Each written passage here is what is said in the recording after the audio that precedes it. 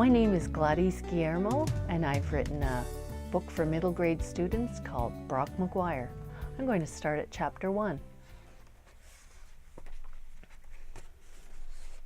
I hate homework, announced Dan as he and Brock pushed their way out of the classroom and into the crowded hallway. You shouldn't worry so much about homework, replied Brock. Just stick with me. I've got easy ways of dealing with homework.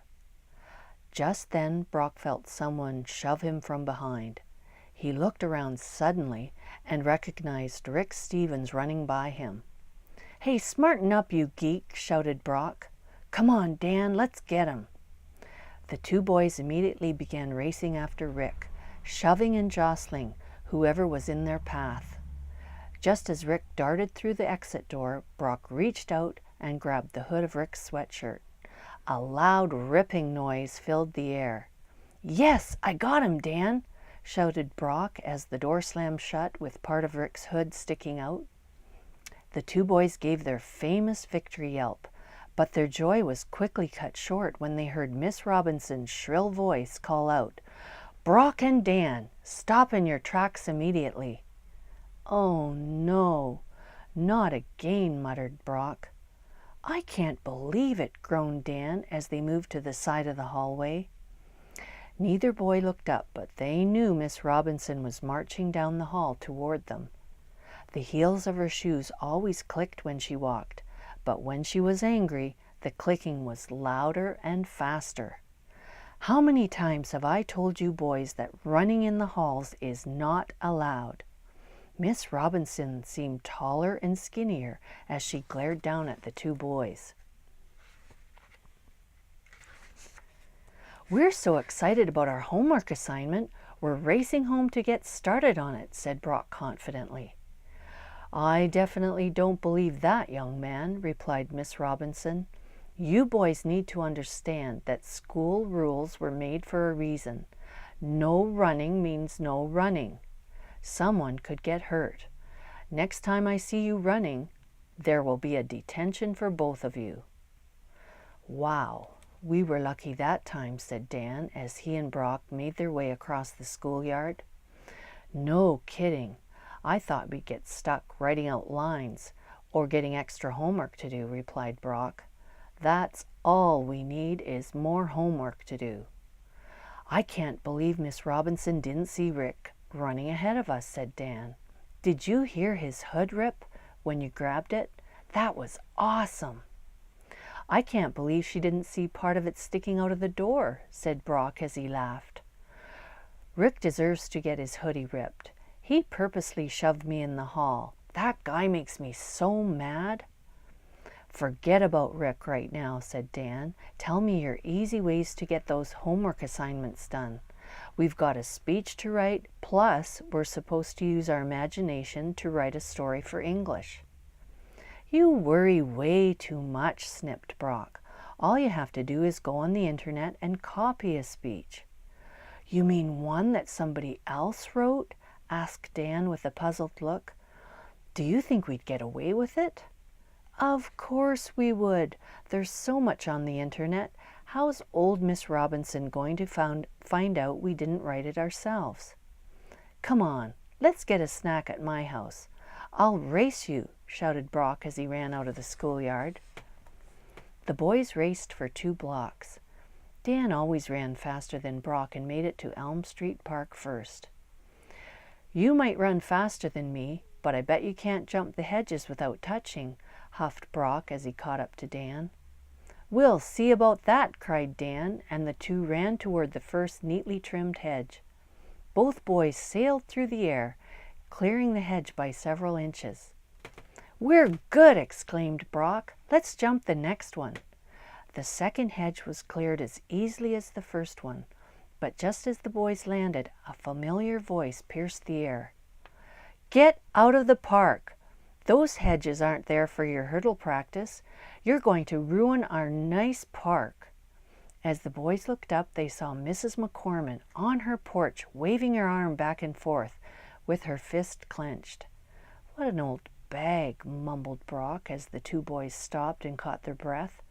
She still thinks she owns the park, said Dan. "Did you boys hear me? That park is for pleasure, not for sports," shouted Mrs. McCormick a second time, glaring at them. All right," both boys murmured at the same time as they turned and made their way across the street to Brock's house. The smell of fresh-baked cookies filled the air when Brock and Dan bounded up the back steps into the Mcguire's kitchen.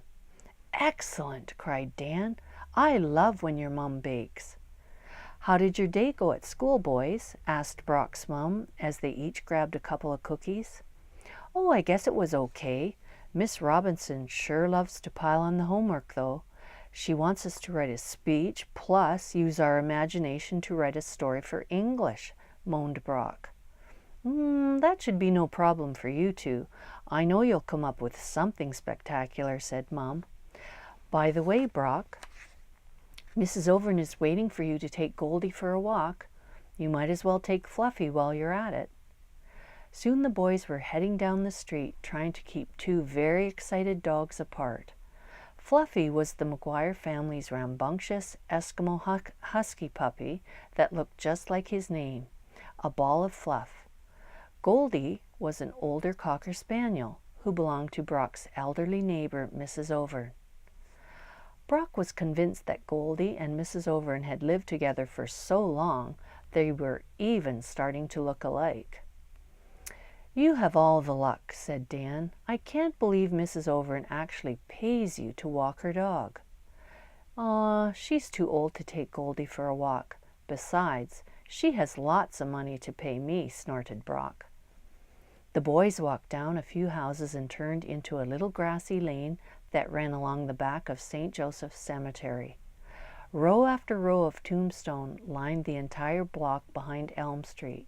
Several tall tombstones in the middle of the cemetery made a perfect hideout for the two friends and their furry companions. After tying up the dogs to a nearby tree, Brock and Dan flopped on the grass. "Did you get a chance to sneak some cigarettes from your dad's pocket last night?" asked Brock. "Well, there was only a few left, so I just took one, or he would have noticed," said Dan. "Right on! You're the man! That's why I call you Dan the Man," shouted Brock.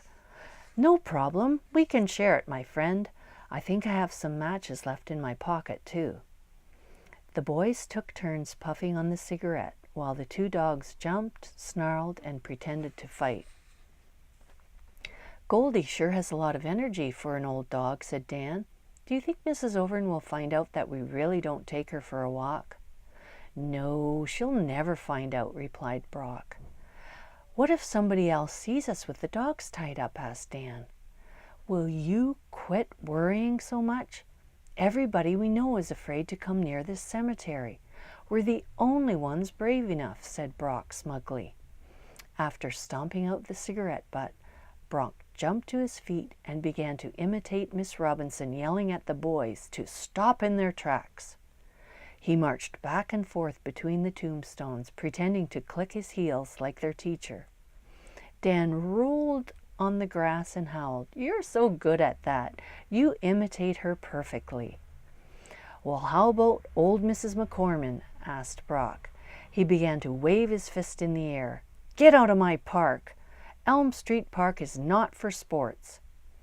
Dan joined in, and together they mocked Mrs. McCormick while laughing hilariously. "You should get into acting," said Dan as the boys untied the dogs and headed home. "No way. When I get out of school, I'm going to be a radio announcer," said Brock confidently. "Well, you sure have the gift of gab. You seem to always know what to say," sighed Dan. "Making that speech for school will be easy for you. I think that's why Rick doesn't like you very much. He's jealous." "Getting up in front of people doesn't bother me," said Brock. "I don't know why that bugs Rick so much." "What bugs him is that you're so confident about everything," said Dan. "Rick is a nerd, and that's why he doesn't have any friends," replied Brock. "He should be jealous of you, Dan, 'cause you always get good grades and you're the best runner in the class, too." With that, Brock took off running with Fluffy, leaving Dan and Goldie to catch up. See you later, buddy, said Brock as he left the sidewalk and headed up Mrs. Overn's driveway to return the old dog. Don't forget band practice tomorrow morning, yelled Dan. You're such a good lad, said Mrs. Overn gratefully as she opened her back door to let Goldie into the house. I don't know what I'd do without you, Brock. I wouldn't be able to give Goldie the exercise she needs. And you're such a good doggie. She bent over slowly to untie the leash on her treasured pooch. Before you run off, I need to pay you. And with that, the older lady shuffled off into her bedroom. Brock knew she kept money in her bedroom. He imagined coins and bills all over her dresser, hidden under her mattress and throughout the closet. Or maybe she had one of those huge safes, like he'd seen in the movies, with a big dial on the front. Brock hoped that she wouldn't take too long. He hated the stuffy smell of her house. Maybe it was because she never opened her windows, or maybe it was because she wore far too much stinky perfume. Whatever it was, he was relieved to hear Mrs. Overn shuffling back down the hallway. Soon Brock was running through the gate that separated Mcguire's backyard and their older neighbor's yard. He had several bills clutched tightly in his hand. He was excited because he was saving up to buy a newly released video game. Plus, he had enough money to pay Karen to clean his room. What's for supper, Mum? Brock asked breathlessly as he rushed into the kitchen. Anne has made omelets for us tonight. She learned how to make them in her home economics class last week, replied Mom. You mean I have to eat her cooking again? Cried Brock. Doesn't anybody remember that disgusting meatloaf she made 2 weeks ago? My stomach was belching for days after eating that. I'm a hungry man and I need some good food. That's enough complaining, son, said Brock's father as he entered the room. You should be grateful we have so much to eat in this country. Plus, you should be grateful you have something different to eat every night. Now you apologize to your sister. Anne does a fine job of cooking. Brock looked over at his sister as she stood gloating by the cupboards. He hated the smirk on her face. She flipped her long brown hair behind her shoulders and said, Well, are you going to apologize? Okay then. Sorry, said Brock loudly. Then quietly under his breath he muttered, Sorry I have to eat your cooking. What was that last comment? Asked Dad, peering at Brock over the top of his glasses. Oh, just wondering where Karen is. I want to eat, said Brock. Just then Brock's younger sister Karen walked through the door. Oh, good, we're all here, said Mom. It's nice we finally get a chance to eat dinner together as a family. It seems everyone has so many commitments. We're eating together less and less. Brock struggled to eat the omelet. He thought it was far too slimy and felt like gagging when it slid down his throat. Besides, it needed more cheese. Why did he have to be born into a family with 2 sisters, he thought grudgingly. Not only did he have to eat their horrible cooking, he had to sit every night at dinner and listen to their constant chatter about clothes and hair and how great their teachers thought they were. How boring. Why couldn't he be born into a family of boys? At least if there were boys, he could enjoy some man talk about cars and the NHL, computers and important stuff. The only thing good about tonight's dinner was the fact that it wasn't his turn to load the dishwasher. Brock, don't forget to practice your saxophone tonight. You remember the deal, said Mom. No practice, no jazz band. No problem, Mom, replied Brock as he bounded down the basement steps. I've left plenty of time in my busy schedule to practice the sax. Brock was relieved his room was in the basement, far away from his parents. He did, however, have to share the basement with his annoying sister Anne, whose room was down the hall. Soon Brock was in his room, setting up the CD player. He knew he was a good saxophone player. Why else would Mr. Moore ask him to join the jazz band? Only the best players from music class were allowed to play in the band. He had recorded 3 different practice sessions onto CDs, so most nights, instead of practicing, he would just throw on a CD. It was perfect. It sounded like he was practicing while he played video games. Brock was sitting on the bed, enjoying his game, when he heard a loud knock at the door. He quickly turned off the CD player, picked up his sax so it looked like he'd been playing, and unlocked his bedroom door. There stood his little sister Karen. "What do you want? You're interrupting a very important musician at work," cried Brock. "Whatever," Karen said sarcastically. "I know Mrs. Overend paid you tonight, and I want my share. Now hand it over." "I hardly get the money in my pocket and you're bugging me. What's your hurry?" "I get to go to the mall tomorrow with Jen and her mom. I've been saving up for the new Barbie graduation gown, and I want to buy it," replied Karen. "If you want me to keep cleaning your room for you, now give me my money." "Shh! Do you want Mom or Dad to hear? If they find out you're cleaning my room, we'll both be in trouble." Brock dug into his pocket, counted out his sister's money, and quickly shut the door after her. He felt pretty proud of himself as he turned on the CD player and returned to his video game. If you have to live with sisters, you might as well make use of them, he thought. That night, Brock fell asleep, thinking about his homework assignments.